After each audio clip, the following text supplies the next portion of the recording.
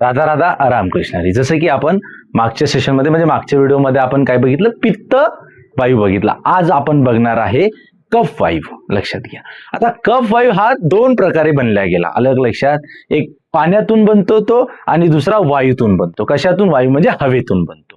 So हे कफ काय आहे माहिती आहे का? जर आपल्या बॉडीमध्ये कफ वायू असेल, आलं का लक्षात, तर तुमच्या बॉडीमध्ये सगळ्यात महत्वाचा प्रॉब्लेम म्हणजे जो होणार कफ असल्यामुळं, तो होणार तुम्हाला सारखी डोकेदुखी, सर्दी, ताप. या सगळ्या गोष्टी तुमच्या शरीरामध्ये कफ म्हणजे पाणी आणि हवेचं काय जास्त प्रमाणात काय त्याचा काय जास्त प्रमाणात योग्य प्रमाणात काय न घेता इंटेक न घेण्याचं कारण आहे तुमच्या शरीरामध्ये काय वाढणं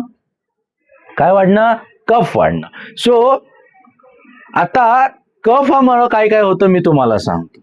सगळ्यात महत्वाचं कफामुळं ताप, खोकला, सर्दी या सगळ्या गोष्टी कफाचं कारण आहे. कारण कफ पाणी आणि हवेवर चालतं. या पाणी आणि हवेचं जर नियंत्रण शरीरात नसेल तर तुम्हाला कफ या गोष्टीचा त्रास होणार आणि कफ या गोष्टीचा त्रास मानसिकरित्या तुम्हाला खूप जास्त आजारित करू शकते, खूप जास्त.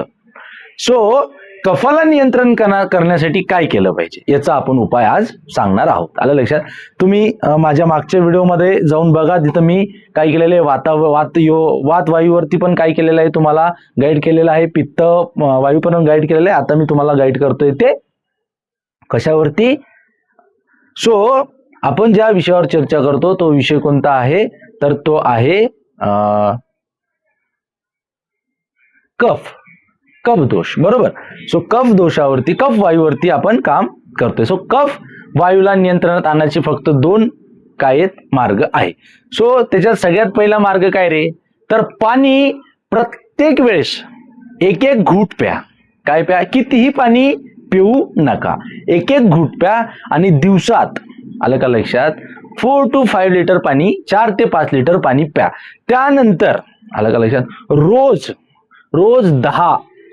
रोज 10 प्राणायाम करा. मी पुढे तुम्हाला प्राणायाम कोणते कोणते करायचे ते पण सांगतो. त्यांनी हवा नियंत्रित राहील, ऑक्सिजन बॉडीमध्ये जास्त राहील आणि पाणी तत्वच राहील. त्याच्यामुळे तुम्हाला कफ होणार नाही आणि कफ होत नाही तर तुम्हाला बाकीचे पण जसे स्किन, जर पाणी आणि हवा दूषित असेल तर तुम्हाला स्किनचे खूप आजार होतात, ते पण होणार नाही. सो दोनच त्याचे काय आहेत ऍक्च्युली उत्तर आहेत. पाणी सिपसिप प्यायचं आणि रोज 10 प्रकारचे काय करायचे, प्राणायाम करायचे, जे खूप सोपे आहेत, रोज नियमात करायचे. आणि वात, पित्त, कफ या तिन्ही वायूच्या दोषातून मुक्त व्हायचं आणि पूर्णपणे, आलं का लक्षात, आजारातून बरं व्हायचं. बाकी या शरीरात दुसरं काही नाहीये.